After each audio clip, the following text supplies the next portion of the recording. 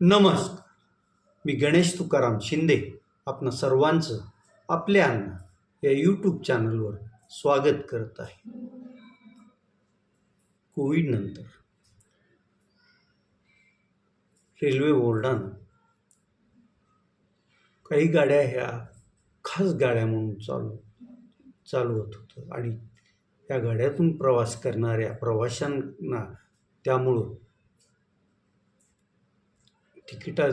तिकिटावर जास्त किमतीची तिकीटं काढावी लागत होती.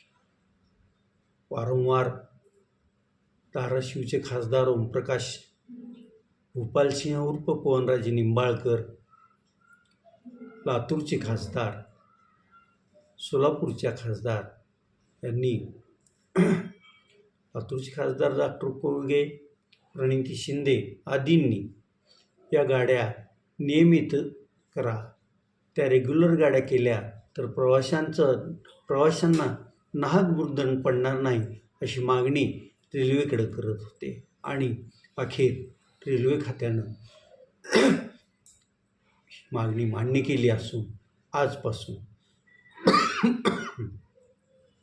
हरंगुळ ते हडपसर आणि हडपसर ते हरंगुळ ही दररोज धावणारी रेल्वे नियमित केली असून तिला आता नेहमीप्रमाणे तिकीट असणार आहे. त्यामुळं मराठवाड्यातील लोक जे पुण्यात जातात आणि पुण्याहून ते परत अनेक जण गावाकडे येत असतात, त्यांच्या खिशाला आता जास्त भार पडणार नाही. ही गाडी सकाळी हडपसरून निघते आणि दुपारी साधारणतः 12 वाजता लातूर येथील हरंगुळ या स्टेशनवर पोचत असते. तर दुपारनंतर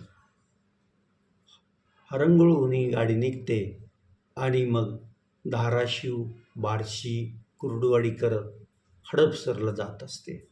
ही गाडी दररोज अगदी प्रवाशांनी तुडुंब भरलेली अशी असते आणि या गाडीच्यामुळं साहजिकच रेल्वेला ती ज्यावेळेस विशेष गाडी म्हणून कालपर्यंत चालवली जात होती त्यावेळेस चांगल्यापैकी महसूल मिळत होता.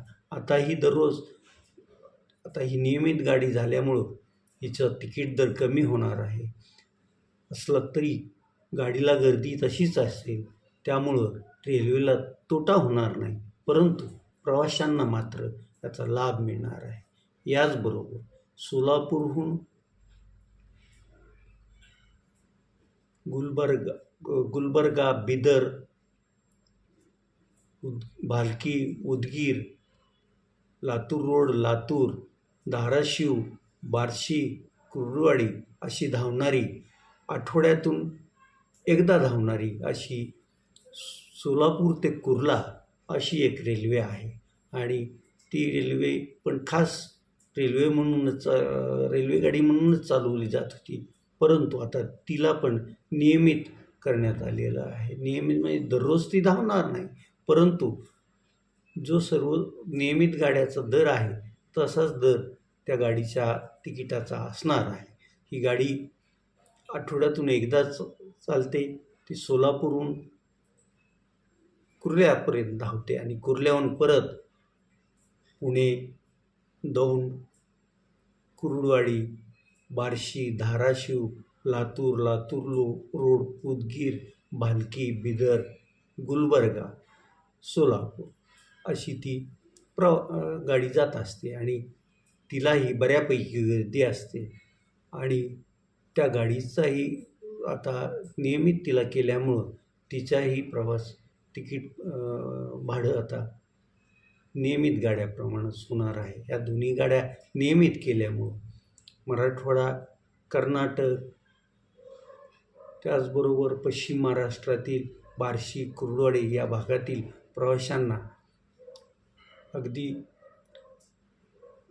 सोय तर आहेच, पण तिकीट दर पण नियमित प्रमाणात कमी असणार आहे. ही दोन्ही गाड्या नियमित झाल्यामुळं प्रवाशांनी आता समाधान व्यक्त केलेलं दिसून येत आहे.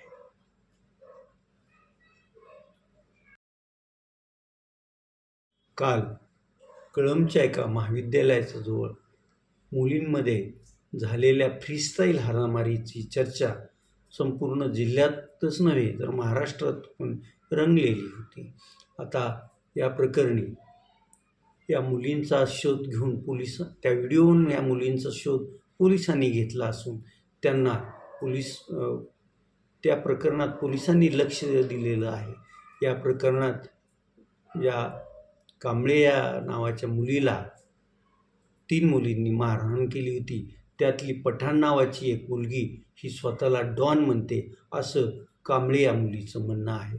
आता ही डॉन मग इतरांना पण त्रास देते का नाही असं ज्यावेळेस माहिती घेतली त्यावेळेस कांबळे या मुलीने पण आणि इतर मुलींनी पण सतत ही डॉन पठाण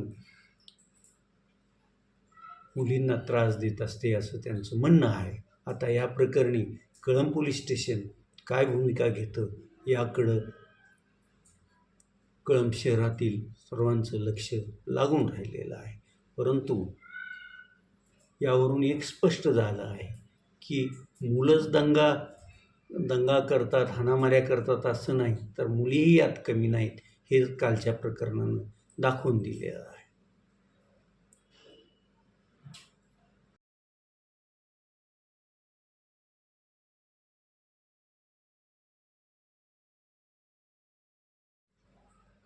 आज जिल्हाधिकारी कार्यालयाच्या प्रांगणात 80व्या स्वातंत्र्य दिनानिमित्त पालकमंत्री प्रताप सरनाईक यांच्या हस्ते ध्वजारोहण झालं. ध्वजारोहणाला जिल्हाधिकारी कीर्तिकिरण पुजारा, जिल्हा पोलीस प्रमुख यांच्याबरोबरच खासदार ओमप्रकाश राजे निंबाळकर, आमदार कैलास घाडगे पाटील, जिल्हा परिषदेच्या अध्यक्षा अर्चना राणा, जगजितसिंह पाटील आदी मंडळी उपस्थित होती. त्याचबरोबर नागरिकही मोठ्या संख्येने उपस्थित होते. या कार्यक्रमात विविध याच्यात प्रावीण्य मिळवणाऱ्यांचा सत्कार पालकमंत्र्यांच्या हस्ते करण्यात आला. त्याचबरोबर स्वातंत्र्य सैनिकांनाही पुष्पहार वगैरे देऊन त्यांचं स्वागत करण्यात आलं होतं. या कार्यक्रमानंतर पालकमंत्र्यांची एक पत्रकार परिषद झाली. या पत्रकार परिषदेत पालकमंत्र्यांनी जिल्ह्याच्या विकासासाठी काय आमच्या योजना आहेत या सांगितल्या. याच पत्रकार परिषदेत पत्रकारांनी ज्यावेळेस ऑपरेशन टायगर 2 याबद्दल विचारणा केली त्यावेळेस पालकमंत्र्यांनी परत आमदार कैलास घाडगे पाटील हे आमचं पुढचं सावज असणार आहे असं सांगितलं. तर याबाबत ज्यावेळेस खासदार ओमप्रकाश राजे निंबाळकर यांना पत्रकारांनी विचारणा केली त्यावेळेस कैलास घाडगे पाटील आणि माझी मैत्री आजही कायम आहे हे त्यांनी स्पष्ट करतच त्यांनी काय निर्णय घ्यायचा तो त्यांनी घ्यायचा आहे आणि ते त्यांचा निर्णय घेतील असं सांगितलं आणि यावर मी जास्त काही बोलणार नाही असंही त्यांनी सांगितलं. कैलास घाडगे पाटील यांनी यावर आपली प्रतिक्रिया व्यक्त केली असून पालकमंत्री हे आमचे पालक आहेत का आमची मस्करी करायला येतात असा त्यांच्या बोलण्यातला सूर होता. एकंदरीत हे राजकारणात हे असं चालतच राहणार आणि आपण त्याकडं कितीही दुर्लक्ष करायचं म्हणलं तरी आपण ऐकतच राहणार हे मात्र खरं.